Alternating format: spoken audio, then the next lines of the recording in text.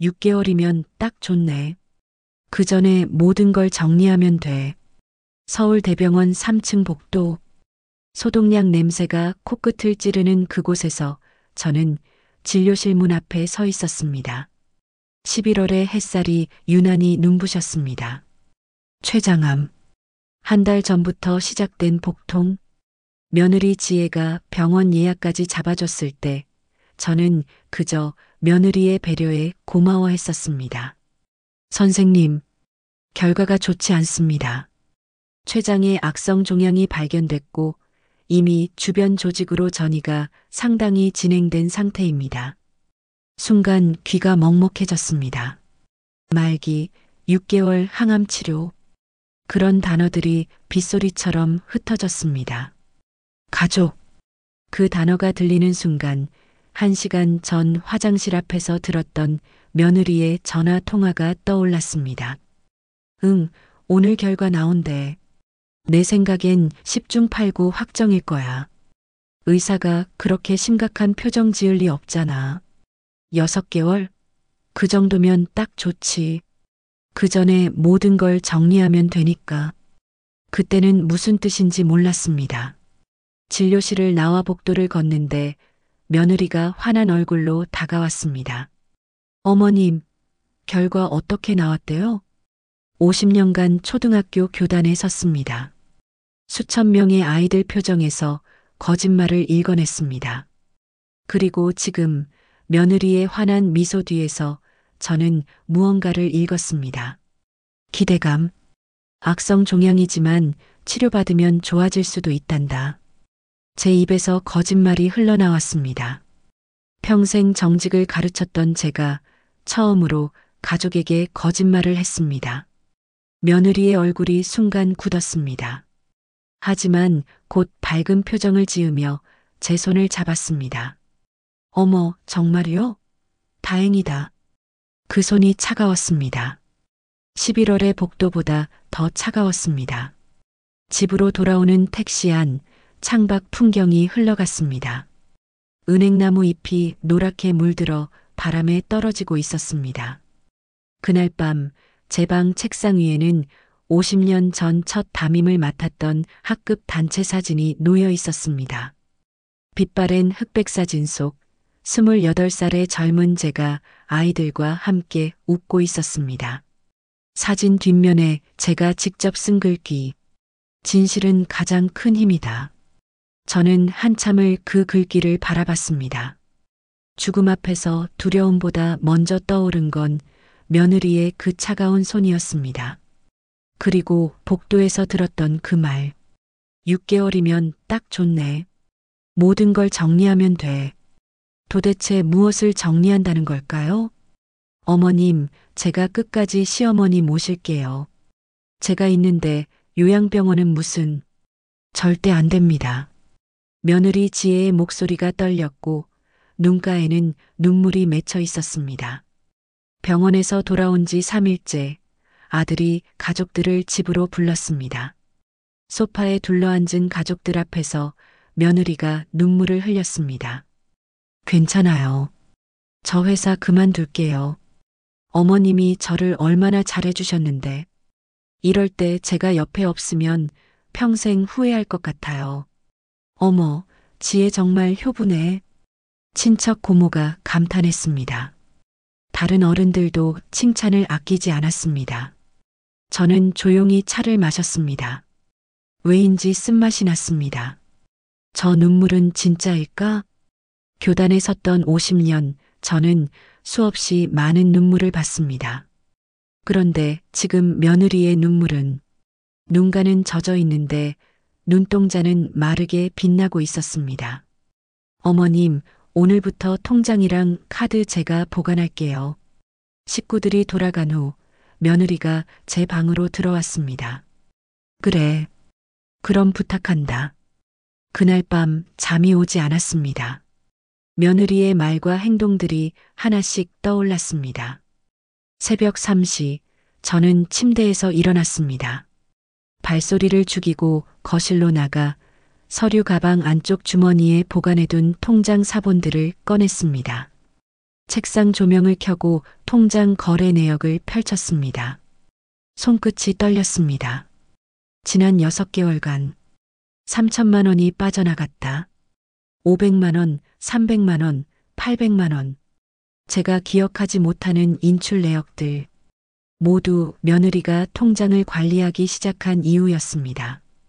그동안 이상했던 순간들이 퍼즐처럼 맞춰지기 시작했습니다.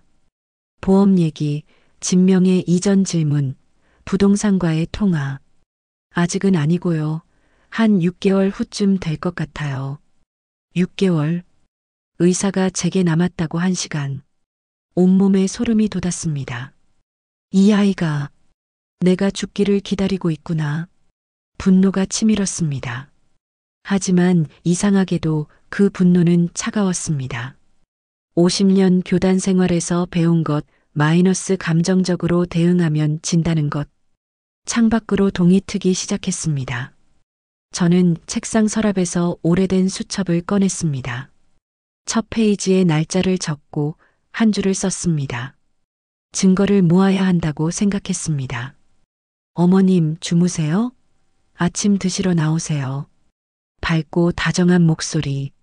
저는 수첩을 서랍 깊숙이 넣고 침착하게 대답했습니다. 그래, 금방 나간다. 거울을 봤습니다. 68년을 살아온 얼굴. 하지만 그 눈빛만큼은 50년 전 첫 교단에 섰을 때처럼 또렷했습니다. 어머님 드시면서 말씀하세요. 며느리가 숟가락에 죽을 떠서 제 입가에 가져다 댔습니다. 항암 치료가 시작되면서 몸은 급격히 쇠약해졌습니다. 며느리는 매일 죽을 끓여주고 약을 챙겨주고 제가 토할 때마다 등을 쓰다듬어줬습니다. 누가 봐도 완벽한 효부였습니다. 저는 힘없이 죽을 받아먹었습니다. 연기를 해야 한다. 제가 모르는 척해야 상대방은 방심하고 더 많은 흔적을 남깁니다. 어머님, 오늘 은행 다녀올게요. 보험금 청구하려고요. 보험금? 저는 약하게 떨리는 목소리로 물었습니다. 아, 어머님 깜빡하셨나 봐요. 어머님 명의로 암보험 들어놨다고요. 저는 그런 보험 가입에 동의한 적이 없었습니다. 하지만 힘없이 대답했습니다. 그래, 수고스럽구나. 며느리가 나간 후 저는 곧바로 외투를 꺼내 입었습니다. 휴대폰을 꺼내 오래된 연락처를 찾았습니다. 김명숙, 30년 전 동료 교사. 퇴직 후 변호사 사무실 상담사로 일한다는 소식을 들었었습니다. 1시간 후 조용한 찻집. 명숙이 걱정스러운 얼굴로 마주 앉았습니다. 언니, 얼굴이 왜 이렇게 됐어? 췌장암이야. 말기래. 저는 가방에서 수첩과 통장 사본들을 꺼내 테이블 위에 놓았습니다. 명숙은 서류들을 살펴보더니 얼굴이 굳어졌습니다. 언니, 이거 며느리가 한 거야? 6개월 동안 3천만 원을. 더 있어. 저는 휴대폰을 꺼내 며느리가 부동산과 통화하던 녹음을 재생했습니다. 한 6개월 후쯤 될 것 같아요. 시어머니 집이 12억은 받을 거예요. 명숙의 손이 떨렸습니다. 이건 범죄야, 언니.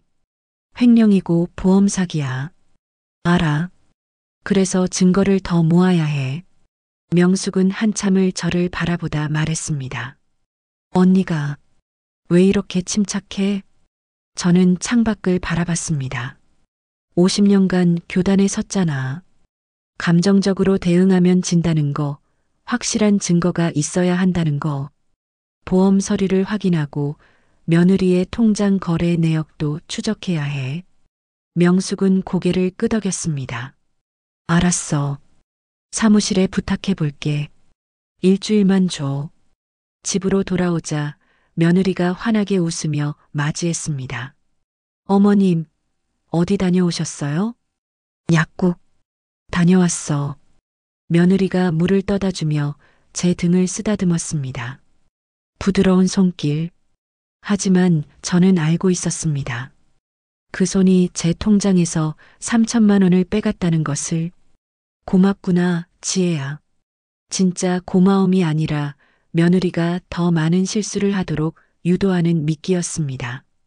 그날 밤 항암 치료 후유증으로 심하게 토했습니다. 화장실 거울을 봤습니다. 창백한 얼굴, 빠져가는 머리카락. 하지만 거울 속 제 눈만큼은 50년 전처럼 또렷하게 빛나고 있었습니다. 침대에 누워 천장을 바라봤습니다. 거실에서 며느리가 전화하는 목소리가 들렸습니다. 응, 많이 약해졌어. 이러다 6개월도 안 걸릴 것 같아. 저는 베개 및 녹음기를 꺼내 정지 버튼을 눌렀습니다. 또 하나의 증거가 확보됐습니다. 어둠 속에서 저는 조용히 미소 지었습니다. 저녁 7시 현관문이 열렸습니다. 엄마 왔어요. 아들 진우의 목소리. 평소보다 낮고 가라앉은 목소리였습니다. 3번째 항암 치료를 받고 온 날 온몸이 납덩이처럼 무거웠습니다. 하지만 아들 목소리를 듣는 순간 무의식적으로 몸을 일으켰습니다. 아들이 제 방문을 조심스럽게 열었습니다. 문틈으로 들어오는 불빛에 아들의 윤곽이 그려졌습니다. 언제 이렇게 컸을까? 엄마, 많이 안 좋으세요? 목소리가 떨렸습니다. 괜찮아. 치료받으면 나아진대. 아들은 한참을 말없이 앉아 있다가 갑자기 제 손을 잡았습니다. 엄마, 죄송해요. 저 너무 바빴다고 핑계대면서 진짜 못난 자식이에요. 아들의 목소리가 완전히 무너졌습니다. 흐느끼는 소리가 들렸습니다. 39년. 이 아이를 키우며 살아온 시간들이 주마등처럼 스쳐 지나갔습니다. 이 아이는 잘못이 없다. 진우야, 괜찮아. 내가 자주 오면 엄마가 더 미안해.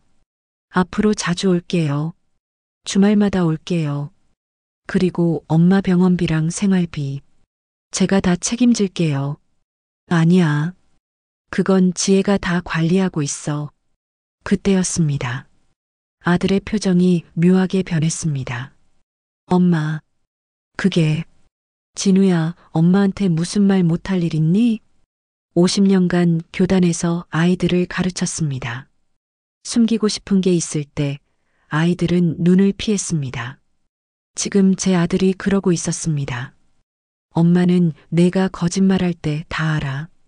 한참의 침묵 후 아들이 천천히 입을 열었습니다. 엄마, 지혜가 우리 집을 담보로 대출을 받으려고 해요. 몸속의 피가 차갑게 식어내렸습니다. 은행에서 전화가 왔어요. 근데 저는 신청한 적이 없거든요. 그래서 물어봤더니 엄마 병원비 때문이래요. 너는 그 말 믿니? 제 목소리가 차갑게 나왔습니다. 엄마, 저는 지혜를 믿고 싶어요. 제 아내잖아요. 근데 요즘 지혜 행동이 이상해요. 제 월급까지 다 가져가고 엄마 보험금 얘기만 하면 눈빛이 달라지고 며느리는 저뿐 아니라 제 아들까지 이용하고 있었습니다. 진우야, 대출 승인 절대 하지 마. 엄마가 다 준비해놨어. 그리고 진우야, 엄마한테 한 가지만 약속해줘. 앞으로 뭐든지 엄마한테 먼저 물어봐. 지혜가 무슨 말을 해도. 아들은 조용히 고개를 끄덕였습니다. 엄마, 죄송해요. 미안할 거 없어. 내가 착해서 그런 거야. 사람을 믿는 건 바보가 아니라 용기야. 제가 평생 아이들에게 가르쳤던 말이었습니다. 아들이 돌아간 후 저는 휴대폰을 꺼내 명숙에게 문자를 보냈습니다.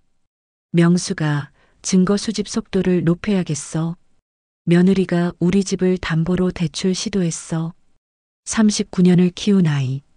그 아이를 지키기 위해서라도 저는 끝까지 가야 했습니다.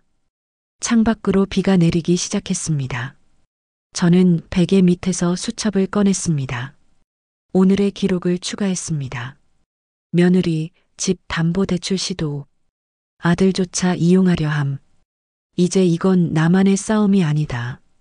수첩을 덮으며 저는 어둠 속에서 중얼거렸습니다. 반드시 진실을 밝혀야 한다. 나뿐만 아니라 아들까지 속이고 있구나. 어머님, 이분이 우리 동네에서 제일 유명한 부동산 사장님이세요. 며느리의 목소리가 귀에 꽂혔습니다. 네 번째 항암 치료를 받고 온 지 사흘째. 몸은 더 쇠약해져 거실 소파에 앉아 있는 것조차 힘들었습니다. 그런 제 앞에 정장을 입은 40대 남자가 서 있었습니다. 이 아파트, 지금 시세가 12억입니다. 빨리 내놓으시면 13억도 가능할 것 같은데요. 13억. 평생을 교사 월급으로 모아 퇴직금 전부를 털어서 마련한 집이 13억이 되었습니다. 어머님, 병원비가 너무 많이 나가잖아요. 지난 3개월만 해도 5천만 원 넘게 들어갔어요. 거짓말이었습니다. 제 암보험에서 치료비 대부분이 나왔고 실제 부담은 1천만 원도 안 됐습니다. 어머님, 사장님 말씀 들으셨죠? 저도 이러고 싶지 않지만 어머님 치료가 우선이잖아요. 며느리의 목소리가 떨렸습니다. 진심으로 걱정하는 것처럼 보였습니다. 이게 마지막 수순이구나.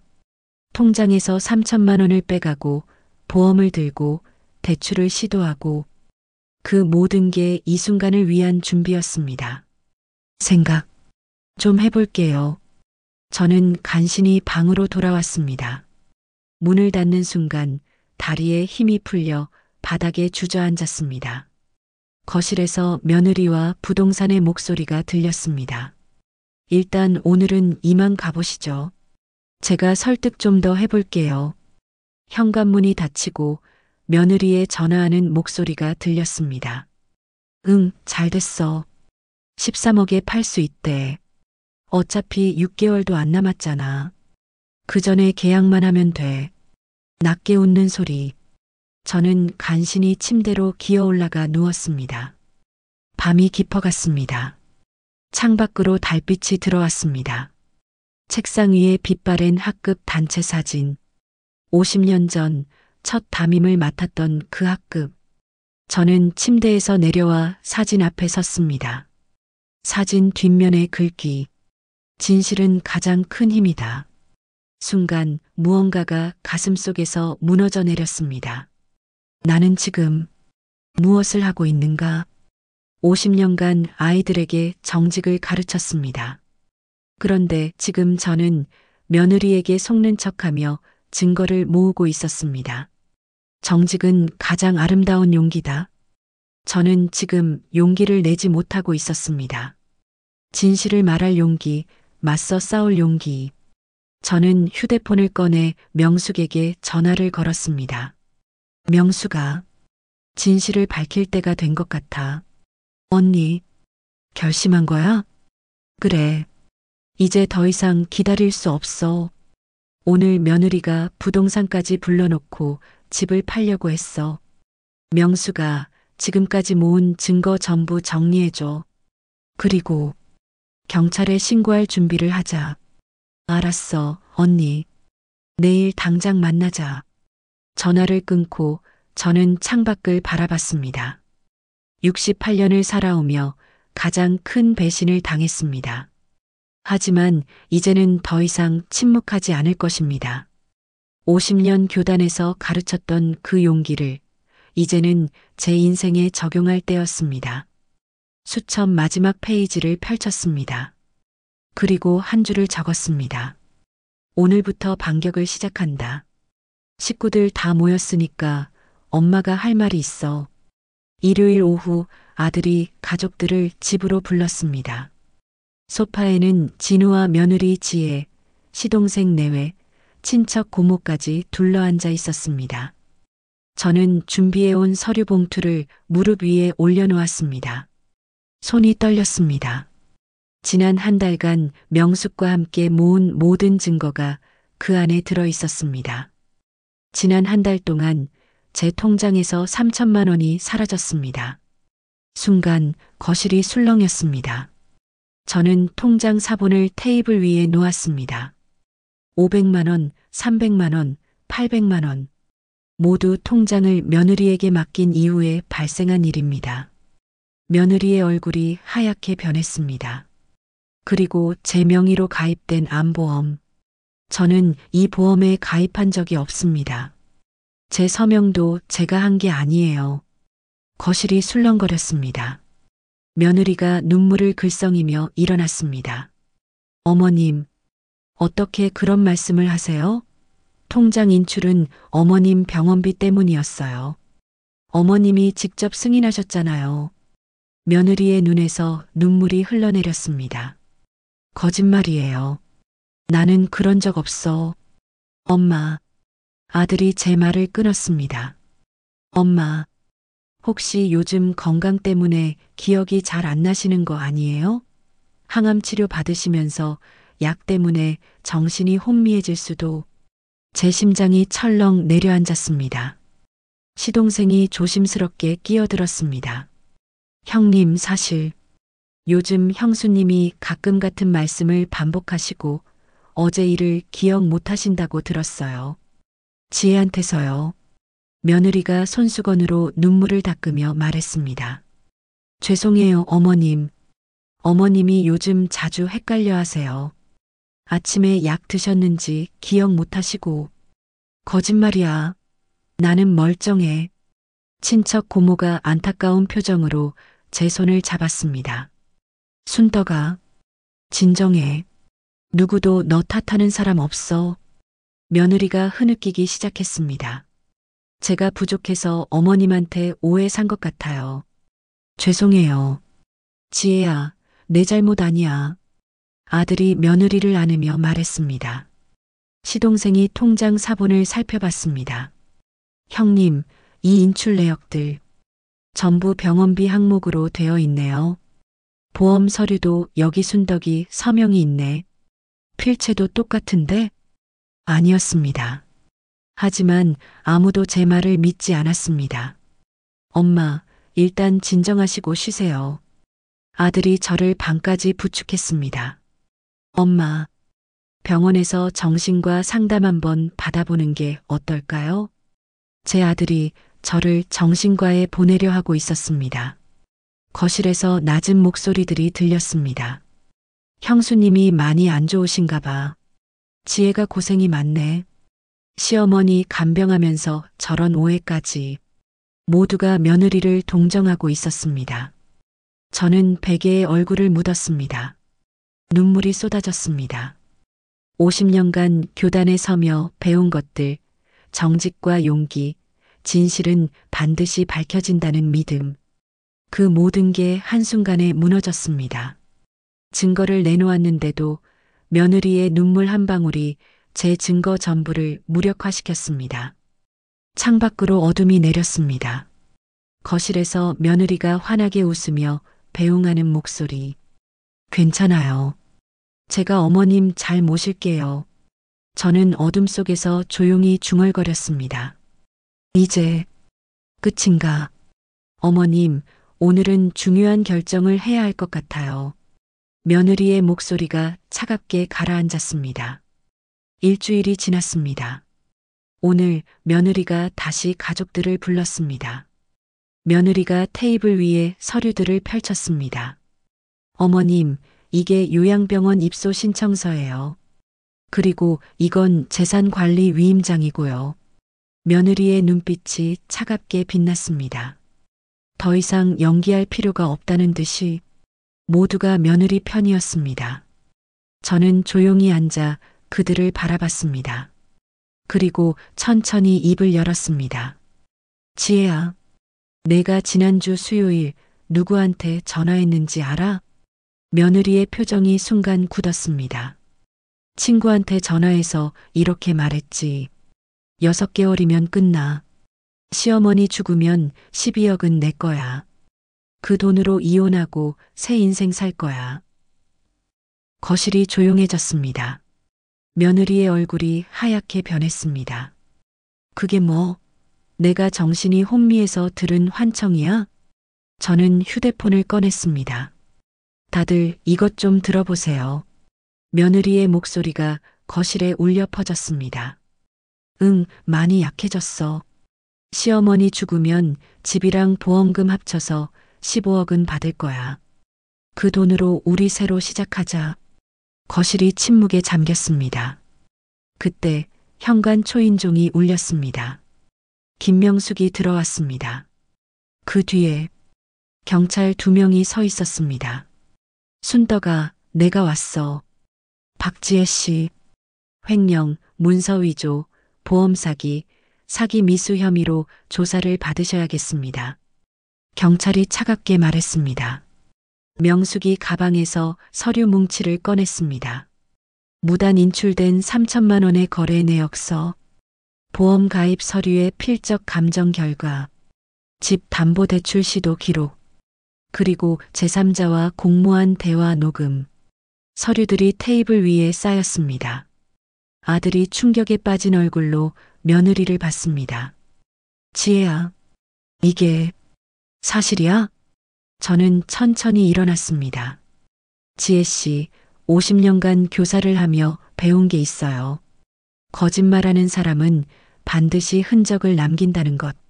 며느리의 눈에서 눈물이 쏟아졌습니다. 어머님, 죄송해요. 그리고 또 하나.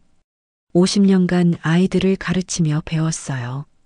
잘못된 행동에 침묵하는 건 그 잘못이 더 커지도록 허락하는 것과 같다는 걸.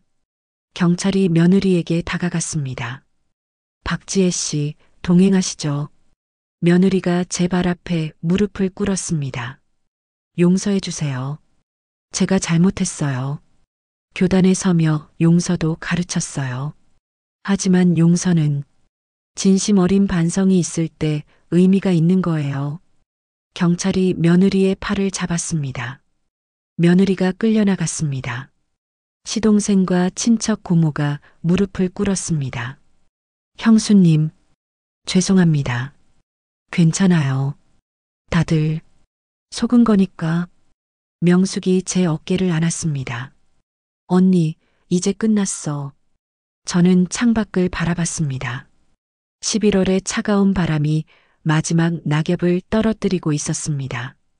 50년간 교단에 섰던 마지막 수업이 끝났습니다. 하지만 이긴 것 같은데 기쁘지가 않았습니다. 제 아들이 소파에 앉아 얼굴을 감싸고 흐느끼고 있었습니다. 피고인 박지혜에게 징역 3년을 선고한다. 판사의 목소리가 법정에 울려 퍼졌습니다. 2달이 지난 1월, 저는 법정 방청석에 앉아 있었습니다. 횡령, 문서 위조, 보험 사기 미수. 피고인은 시어머니의 병을 이용해 계획적으로 범행을 저질렀으며 실형을 선고합니다. 법정을 나오는 길, 아들이 조용히 말했습니다. 엄마, 제가 이혼 절차 시작했어요. 진우야, 내가 사람을 믿었던 건 잘못이 아니야. 다만, 누구를 믿어야 하는지 배우는데 시간이 좀 걸렸을 뿐이지. 그날 밤 문득 이상한 느낌이 들었습니다. 6개월, 의사가 제게 남았다고 했던 시간이 이미 지나가고 있었습니다. 그런데 저는 여전히 여기 있었습니다.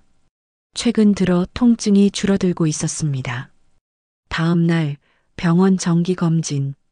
담당 의사가 CT 필름을 들여다보더니 이상한 표정을 지었습니다. 이순덕 선생님, 잠깐만 기다려 주시겠어요? 30분 후 다시 들어온 의사의 얼굴이 밝았습니다. 선생님, 정밀 검사 결과가 나왔습니다. 췌장암이 오진이었습니다. 네. 처음 진단 때 보였던 종양이 악성이 아니라 양성이었어요. 염증 때문에 크기가 커져서 악성으로 오인했던 겁니다. 오진, 췌장암이 아니었다. 수술하고 회복하면 정상적인 생활이 가능합니다. 6개월이 아니었다. 저는 죽지 않았습니다. 병원을 나와 복도를 걸었습니다. 다리에 힘이 풀려 벽에 기댔습니다. 그리고 눈물이 쏟아졌습니다. 지난 2달 동안 죽음을 각오하고 싸웠던 시간들. 그런데 저는 살 수 있었습니다. 집으로 돌아와 빛바랜 학급 단체 사진을 가슴에 안았습니다. 진실은 가장 큰 힘이다. 고맙구나. 너희들이 가르쳐준 대로 살았어. 다음 날 집 근처 초등학교 앞을 지나가는데 게시판에 공고문이 붙어 있었습니다. 도서관 자원봉사자 모집. 발걸음이 멈췄습니다. 50년을 교단에 섰습니다. 하지만 지난 2달 죽음 앞에서 싸우며 깨달았습니다. 제가 가장 죄다웠던 순간은 아이들 앞에 섰을 때였다는 것을. 저는 휴대폰을 꺼내 공고문의 번호로 전화를 걸었습니다. 여보세요? 도서관 자원봉사 신청하고 싶어서요. 68입니다. 초등학교 교사를 50년 했었어요. 2월이 되었습니다. 양성 종양 제거 수술을 받았고 회복도 순조로웠습니다. 그리고 오늘 처음으로 도서관 자원봉사를 나가는 날이었습니다. 현관문을 나서는데 아들과 마주쳤습니다. 엄마, 어디 가세요? 학교. 아이들한테 책 읽어주러. 엄마, 정말 좋아 보여요. 학교 도서관. 10명 정도의 아이들이 동그랗게 둘러앉아 있었습니다. 안녕하세요, 선생님. 저는 가슴이 뜨거워지는 걸 느꼈습니다. 안녕, 얘들아. 선생님은 이순덕이라고 해. 오늘부터 너희들한테 책을 읽어줄 거야. 수업이 끝나고 한 여자아이가 제게 다가왔습니다. 선생님, 다음 주에도 오세요? 그럼. 선생님 매주 올 거야. 약속이에요? 아이가 새끼손가락을 내밀었습니다. 저는 그 작은 손가락에 제 손가락을 걸었습니다. 복도를 걷는데 창밖으로 봄비가 내리기 시작했습니다. 2월의 찬비. 하지만 그 비 속에서 봄이 오고 있었습니다. 지난 석 달 제게는 인생에서 가장 힘든 시간이었습니다. 하지만 그 시간을 지나며 깨달았습니다. 진짜 용기는 두려움이 없는 게 아니라 두려움 속에서도 옳은 일을 하는 것이라는 걸. 진짜 삶은 죽음을 피하는 게 아니라 매 순간을 의미 있게 사는 것이라는 걸. 집으로 돌아와 창밖을 바라봤습니다. 빗속에서 앙상했던 나뭇가지 끝에 작은 새싹이 돋아나고 있었습니다. 68년을 살아왔습니다. 그리고 이제 69년째를 시작합니다. 이번에는 제 방식대로 제가 원하는 삶을 살아갈 것입니다. 창밖으로 봄비가 계속 내렸습니다. 새로운 계절이, 새로운 시작이 다가오고 있었습니다.